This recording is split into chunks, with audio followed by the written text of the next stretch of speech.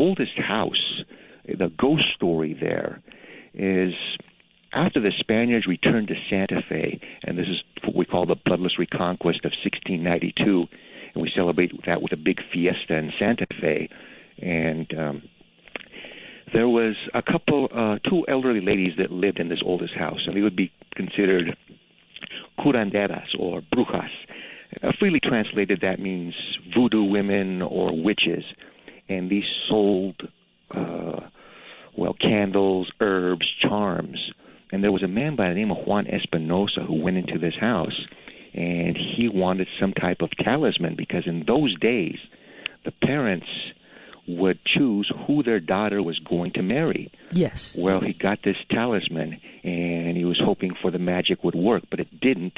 The parents of this woman that he was in love with picked somebody on else. Maybe he did not have enough money, maybe he was too uncouth, but he went back there, and he demanded death, charm, and poison, hemlock. Well, these two old ladies didn't give it to him, and they were tough old ladies. So we tried to intimidate them. He shoved them. They shoved back. It turned into a Donnybrook. He slapped them around. They took out their butcher knives, and they murdered him.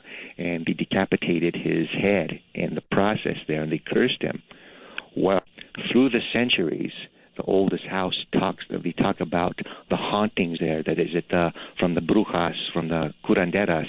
And this building is owned by the Catholic Church, and since the 1880s, it's been real estate offices, curio shops, you name it here. And there's always been the story of hauntings there. And it got so bad that in the 1980s, two Catholic padres had to give it a quasi-exorcism, a blessing. And I talked to one of the padres, and he said, Alan, there was two distinct energies in there with minor energies. And in other words, like the two kings or two queens and other negative energies with that.